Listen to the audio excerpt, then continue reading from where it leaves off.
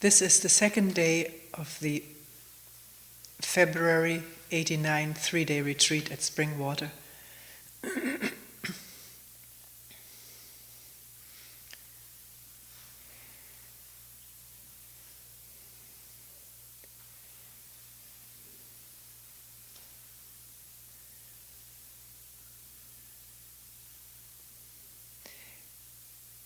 Yesterday, during the opening talk, I don't think I mentioned something which is quite important. Namely, that what is being said here is not something that is to be believed by people who listen to it. I say this because so often people say to me or ask me or write to me, "You seem to believe such and such and such." Or, "Do you believe such and such?" Or, "What are your beliefs?"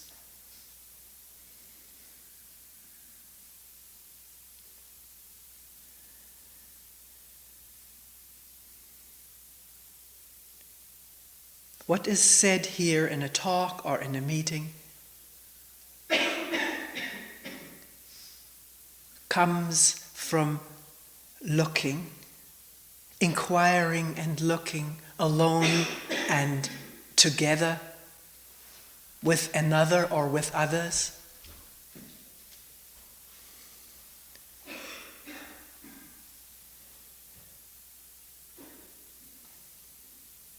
Into what is actually going on in the human mind and body.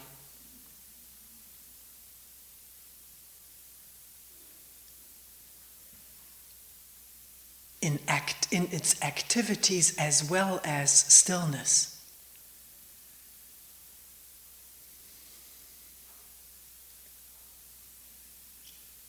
And it is said not that anyone believe in what is being said, but see for oneself whether this is so. By looking at this time or at another time, alone or together, into what goes on in the mind and body from moment to moment.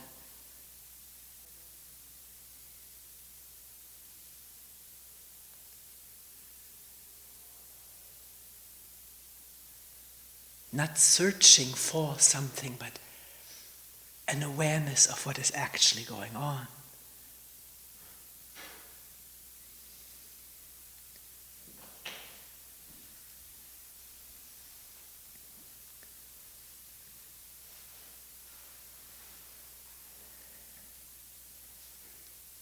It's so important to speak about this, because we so readily and easily and willingly believe something, which means make it our own without having tested it, without looking for ourselves.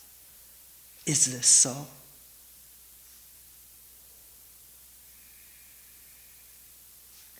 Maybe tentatively taking what she or he says, but not as a belief or a dogma, but as something to be found out or discovered by oneself, freshly.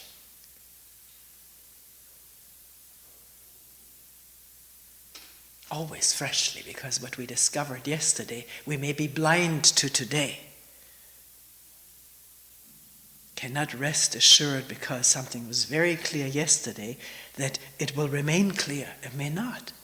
One cannot believe in it.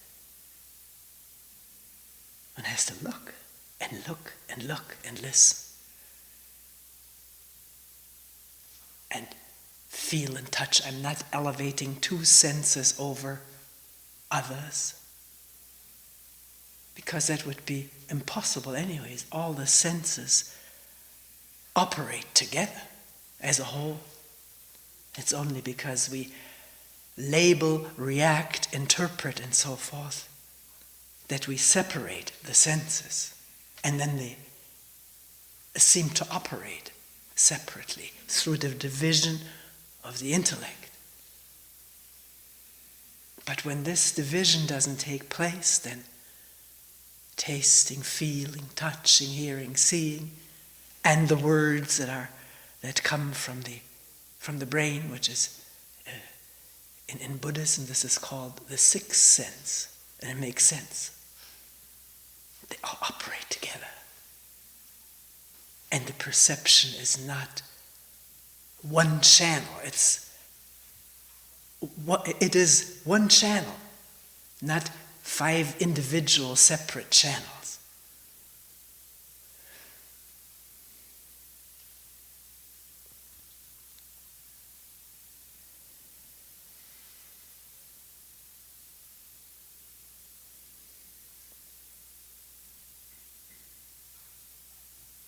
So in talking right now, unless an example is given or an anecdote of one's life is given, most of the time there's a looking going on.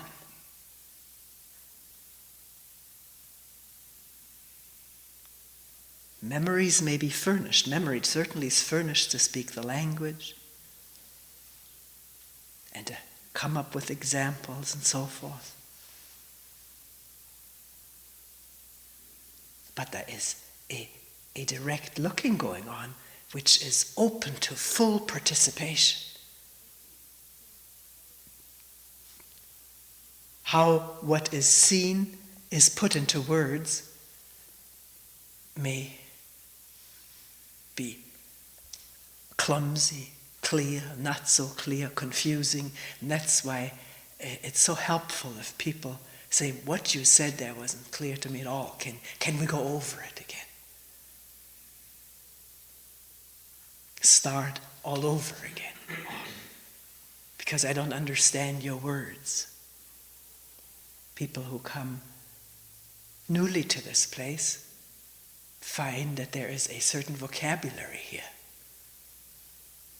Words that in one's own experience one associates with different things than they are associated with here. So let's ask each other, what do you mean by when you use this word? And not feel offended or put into a corner, but look, yeah, what do I mean by this word? It's such a great exercise. It's really fun when somebody asks that, because then one looks. And in the looking, something happens. There is a gathering of energy. And not just skimming.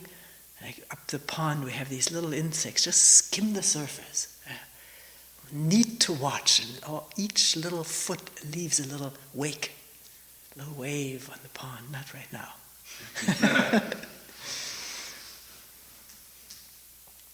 And that's how our thoughts skim the surface. But to ask, what do you mean by this word? What's the deeper thing that you're pointing at? Or is there any? Maybe there isn't anyone. The words just came out cliche-like. Whole sentences we can spew out because we've heard others do it and we've imitated it and seen it in a movie or so, and it's a neat sentence. But wonder what do I really mean by what I say, and to find either I haven't looked at it, or yes, I'm looking at it, but I can see this word isn't appropriate. Let's find another one, or else can we agree momentarily on the meaning of this word so it means the same for you and me as we're looking.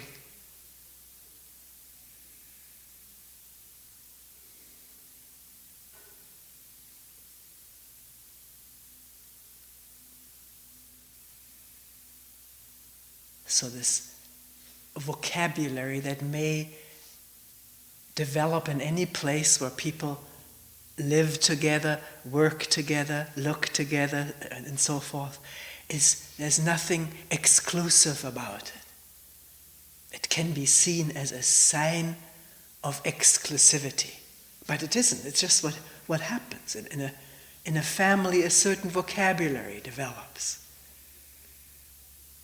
People go through the same thing together, they just need to say one word and everybody knows, yeah, this is what I mean by that. And then when somebody enters into that group, They may feel excluded just because of that vocabulary, which happens, which evolves. But it isn't meant to be that way. There's nothing, no intention of being in any way elitist or separatist. A little while ago, a newspaper man who covers this county found out about this place here, and he wrote an article and something like a separatist band hiding in the hills. I'm exaggerating, but there were some funny terms there. It wasn't to call us names in a negative way.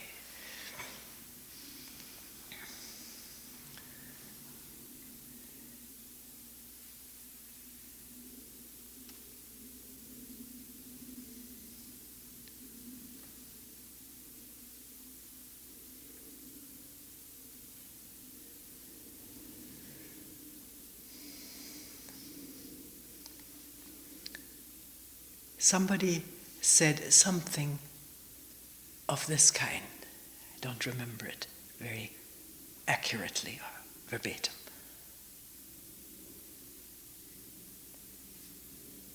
In doing this work, and I've not been doing it very long, maybe a retreat or two, I remember after the last retreat coming home,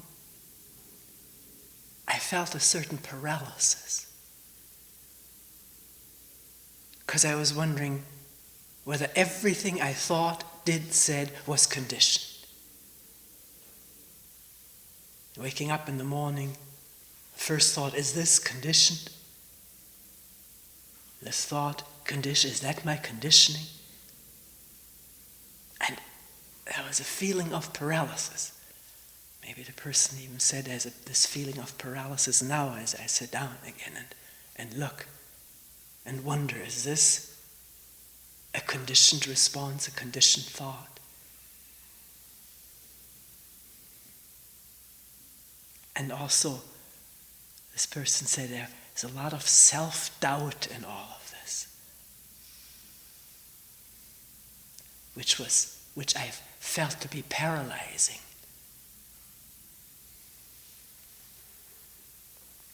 I think this is a good question for all of us to look at and go into.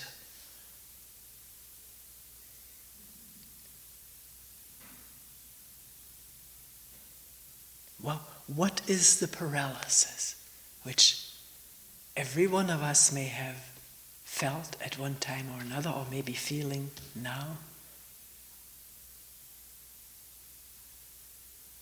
How does it come into being?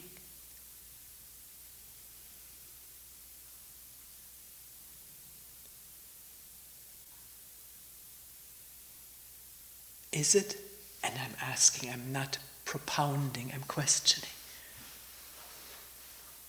Is it that one has thought of oneself as being a spontaneous person?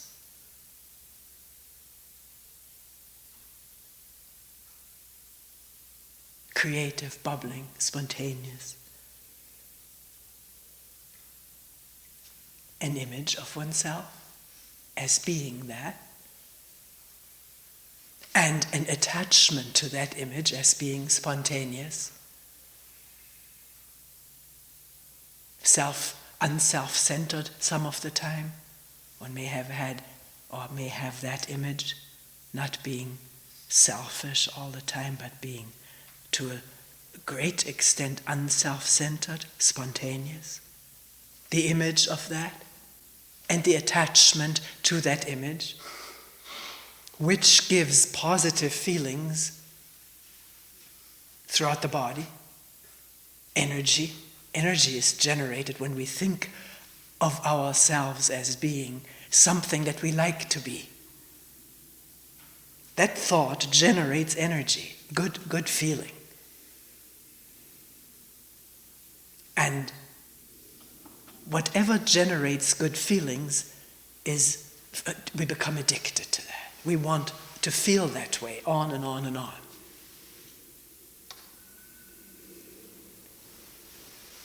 There's a lot of talk about addictive personalities. People are into drugs or alcohol or smoking. But I think we all are addicted to good feelings about ourselves, and maybe even addicted to bad feelings about ourselves, to feeling something about ourselves. Addicted to the idea that we are something. I don't want to go too far off.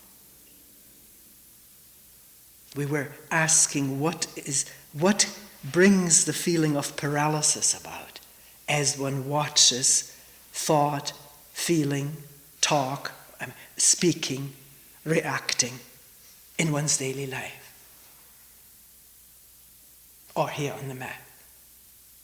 Why this feeling of paralysis, we're asking, and we're wondering whether there is this image of being spontaneous, creative, unself-centered, not all the time, but a good part of the time. And now discovering that the thoughts that come, the reactions that occur, and the feelings that come in the wake of the thoughts and the reactions are anything but spontaneous. They happen the more one watches, the more one discovers the automaticness of it, the mechanicalness of it.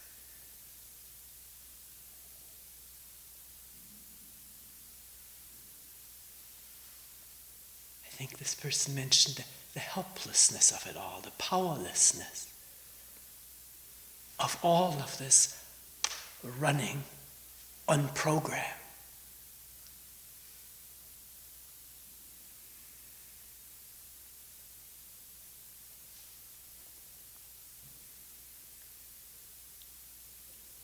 One hadn't expected that or thought of oneself in that way. But we still aren't quite getting at why paralysis. Why does one feel paralyzed? Is it that the way one wants to be, one cannot be, and the way one is, one doesn't want to be? One wants to be spontaneous, but one feels everything is automatical, conditioned, mechanical, coming out. Before one has wanted to say something, boom, there one has said it or reacted, and the feeling of anger or resentment or fear. So, the way one wants to be, one can't be. And the way one actually or discovers one is, one doesn't want to be.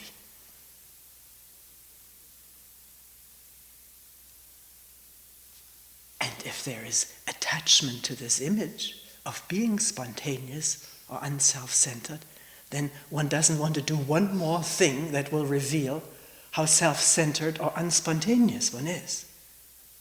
Therefore, the paralysis. Is that correct? Is that so?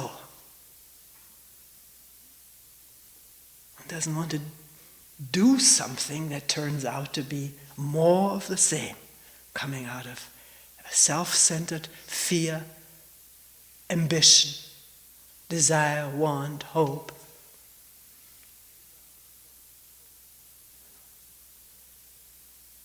So, I better not do anything in order not to be like that.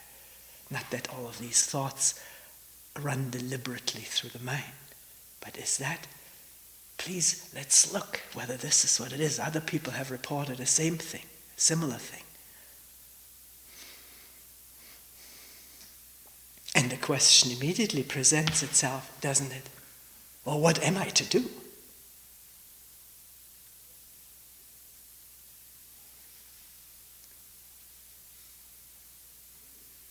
We discover a state that we don't like, we are critical of, we don't want to be like that, and the brain is searching for a way out, a solution to this problem.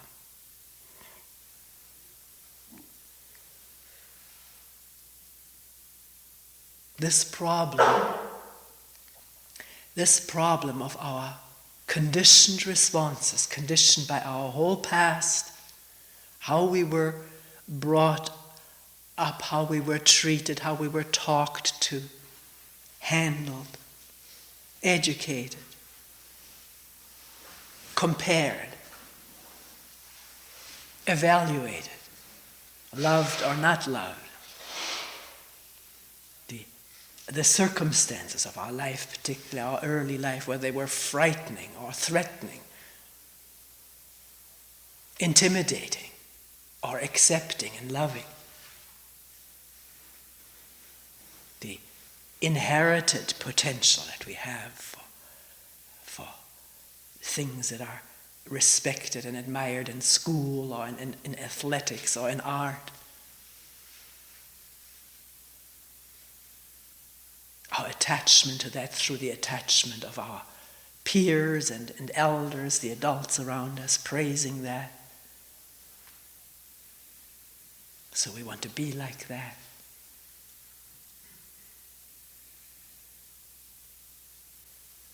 That's our past. And from that past come our desires, fears, hopes, ambitions. And they shape our responses and thoughts now.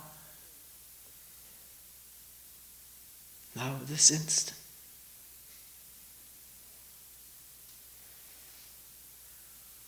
Can one not just furtively have a glimpse into that, but be really intimate with the way this works and operates? Not believe that she's right or believe that she's wrong, it isn't so, but observe it with a mind that is not taking sides, which is extremely difficult because the side-taking, the judging, the evaluating is a heavy part of our past. Everything we've done has been evaluated at one time or another by others and ourselves. So it seems as though an evaluation is simultaneous with a perception. It isn't, but that's how it seems to be. It comes so quickly. And here we're asking, can this whole momentum of conditioned responses, conditioned by what we just listed, our whole past and our inherited capacities, can that come into awareness without a judging observer?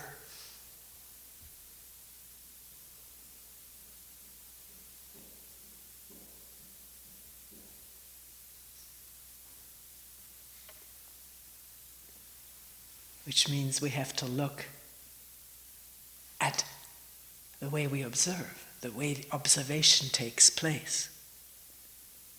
It is, isn't it, as though there was some separate judging observer.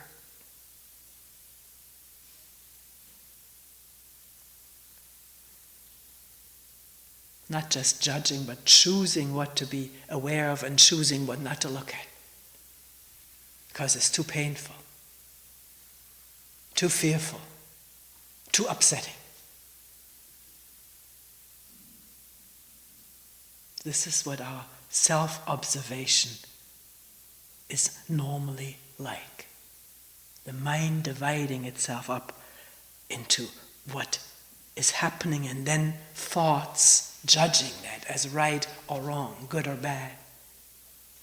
As though there was another entity there beside the entity that perpetrates all of that responds in this way, and then an entity that says you shouldn't be like that. You should be different. Or, I don't want to be like that. I want to change. I want to overcome this. But where are all these entities? What is that? we may have never questioned it. It seems so convincing. And the language we use, I use it too, is as I'm observing that, as I see that, but there is just observation, there's just awareness or seeing. The I comes in or is reborn when one thinks of oneself as an observer, observing qualities about oneself,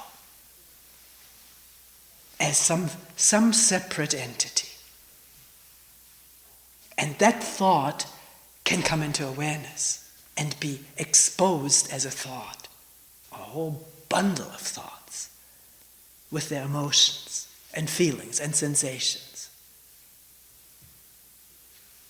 So that what may reveal itself is a stream, a wide, deep stream of thoughts, feelings, and emotions running, moving, flowing. And part of that stream, the thought, I am observing that stream. That's part of the stream, that thought. I am good, I am bad. That's part of that stream. The stream of thoughts, feelings, emotions, sensations. Generating more thoughts and feelings and emotions. It's one ongoing process.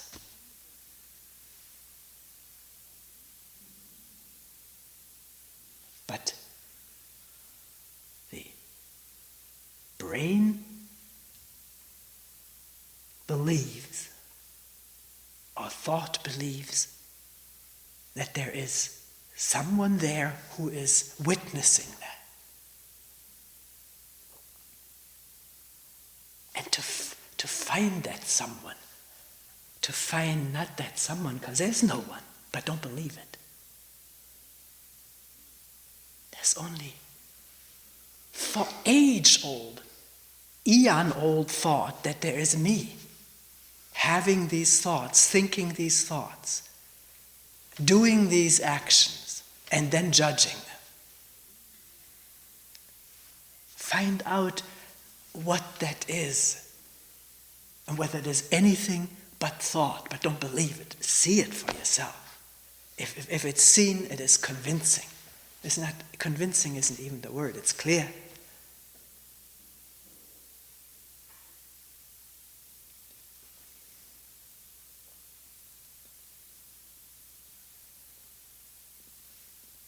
So, going back to the problem of paralysis,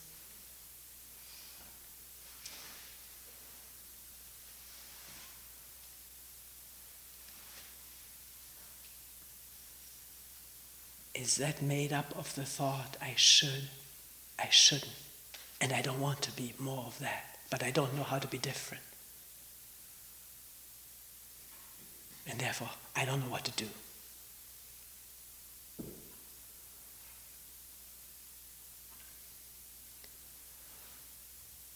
I wonder whether a state of not knowing what to do, observing and discovering how self-centered one's every thought and reaction is, how automatic, realizing the ideal of spontaneity is just another thought, an ideal thought. Observing that without judgment, without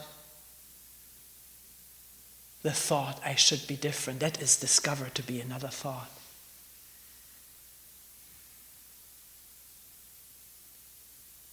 Whether in such observation which reveals judgment and choice as it happens, whether in that there could be any paralysis.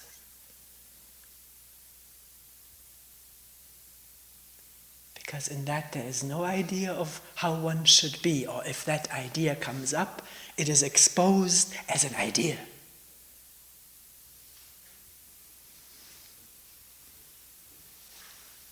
With its impact. Ideas, as we said before, can trigger energies or all kinds of pleasant or unpleasant juices throughout the organism, triggering this and that organ to do this and that. But one can see that. It can be seen. It can come into awareness. And if that awareness moves, or it doesn't, if it doesn't give way to thought getting stuck with how horrible I am, or grief about what I was once and am no longer, that's getting stuck in thought and memory. But if awareness reveals that, then the stream moves. There's no paralysis in that. Because there's no idea of what I should be like. It's just revelation of what has just transpired in the mind and body, alone and in interrelationship. And if not immediately thought takes over again,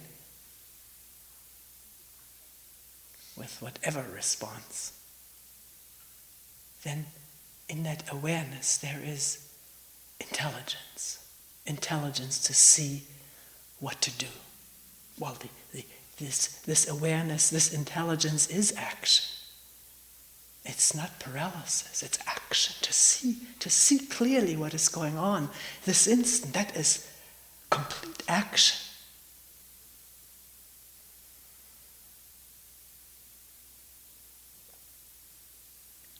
If thought doesn't come in and say it should be this way, it shouldn't be that way.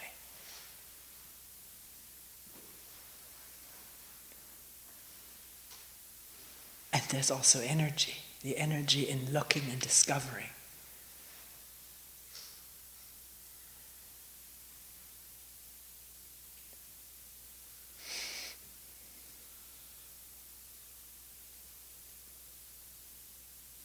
But that awareness may not be there. I say, all right, it's nice to hear you talk about it, but it's not there. All that's there is thoughts about thoughts, with ever-thickening physical feelings inside, density. But there are also moments of awareness of that state, or else one couldn't report about it.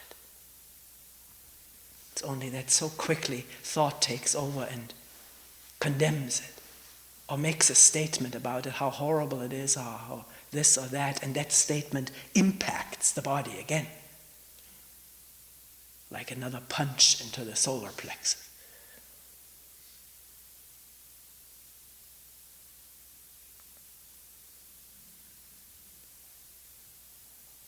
So, not to want that awareness, if it's just another thought, to see that that is a thought, but to just be with what is.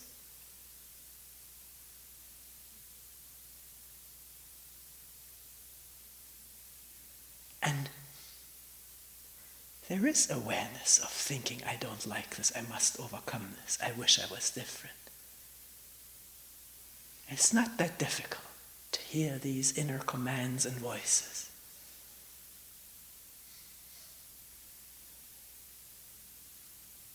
But does one just hear them as a conditioned command?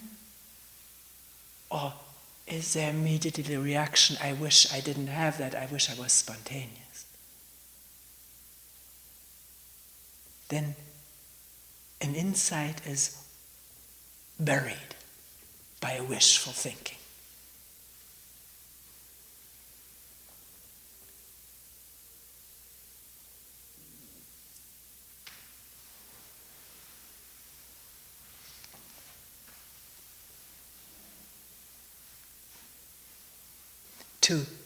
To not know what to do about all of this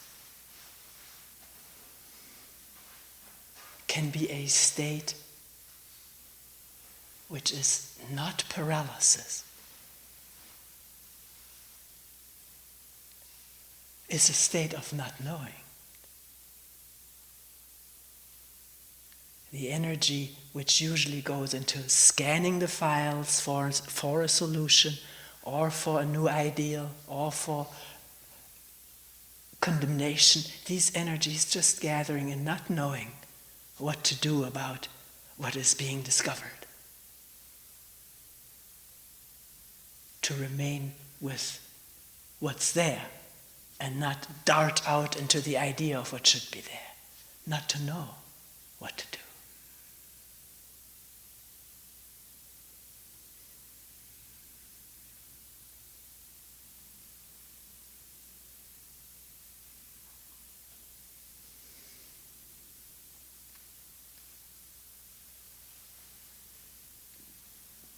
Which, doesn't it? It brings up conditioned responses, because never in our educational history in school or at home was it very much admired if we said, I don't know.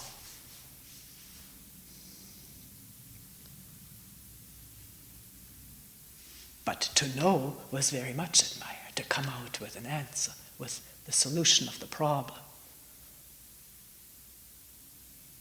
To be knowledgeable is another very positive image one can have about oneself, to which one is addicted, to the good feelings that come from that image of being knowledgeable.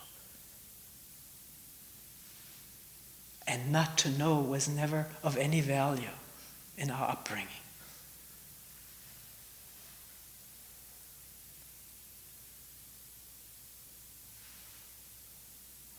Everything moves so fast and always faster. Quick, an answer. Speed on school tests is given a very high value on a score. The speed with which one races through a multiple choice or whatever test. It's just as important as the right answers. I'm not quite sure what it's like, but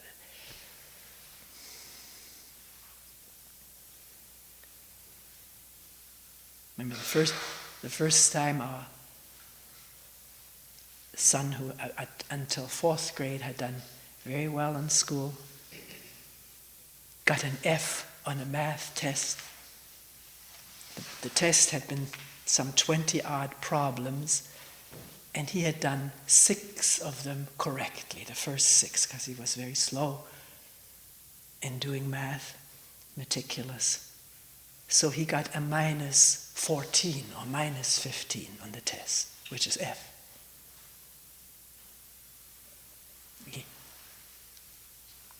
I may be wrong in assigning this as a first cause, but it seems to me he never quite recovered from that shock.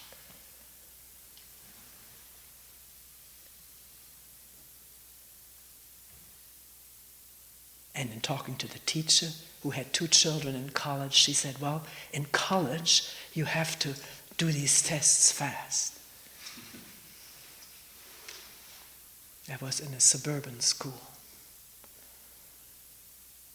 where almost everybody is college geared. Parents and teachers alike.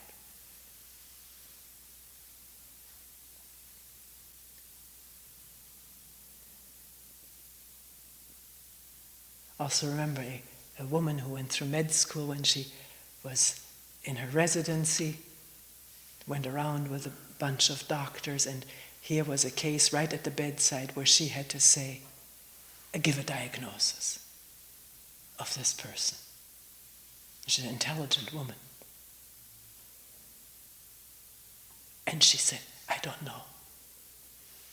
And she said she was, for 2 hours in a private room, these 5, 6 doctors were just going at her verbally. That this is never something that you do. Because we know we don't like to go to the doctor and tell him he doesn't know. But you could start to share with the doctor, couldn't you? If he said, I don't know. And then you may be on the same basis and maybe be on a different relationship.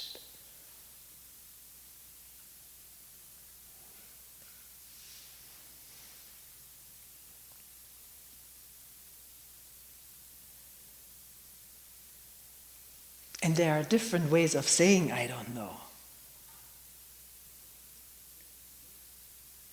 One is, I don't know right now, but I'll get the answer for you soon. I'll look it up or ask somebody. Which is possible with many problems. One can look up the answer in encyclopedia or ask an expert. But faced with all the responses coming automatically, mechanically, self-centeredly, faced with that, and yet having thought one was spontaneous and unself-centered, and wondering, how can one respond without self-center? One doesn't know. There's nothing one can look up. Yes, of course one can look up whether another or a religious tradition or spiritual tradition will give methods to find out.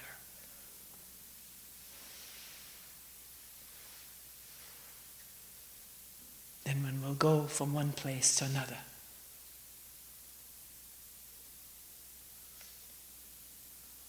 Because it's so unbearable, it seems, to be in a state of not knowing.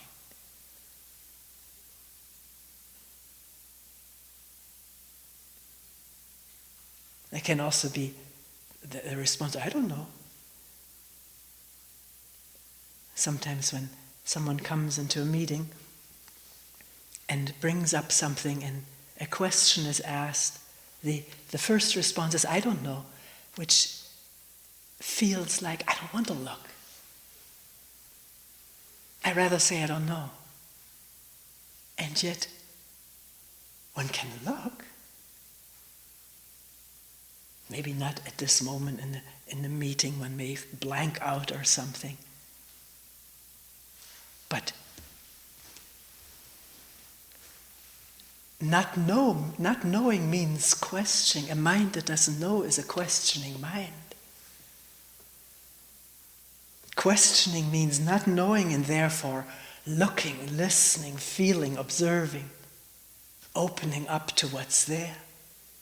Because the answer isn't given by the intellect. The intellect is at a loss of what to say, or one realizes whatever it says is more of the same. So a mind that doesn't know is not a paralyzed mind.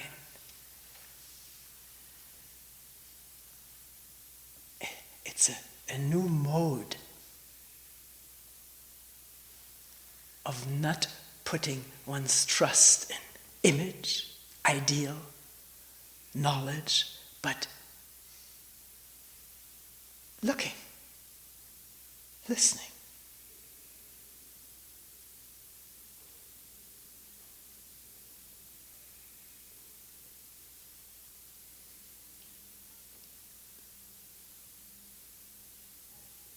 For the first time. Always for the first time.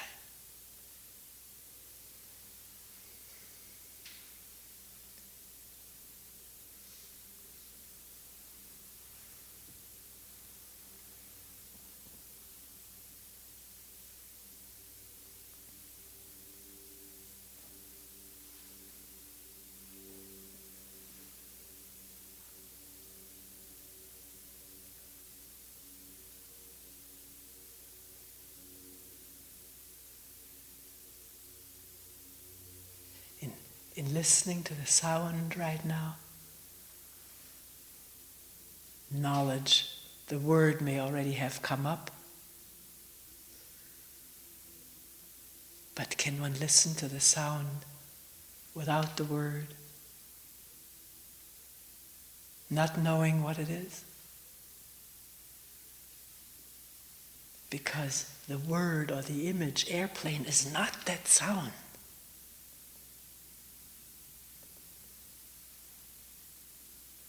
That sound is, I don't know what it is.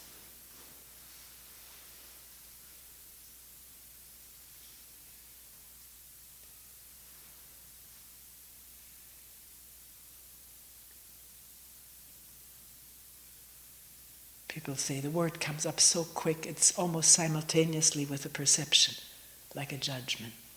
All right, but you can look again, you can listen again.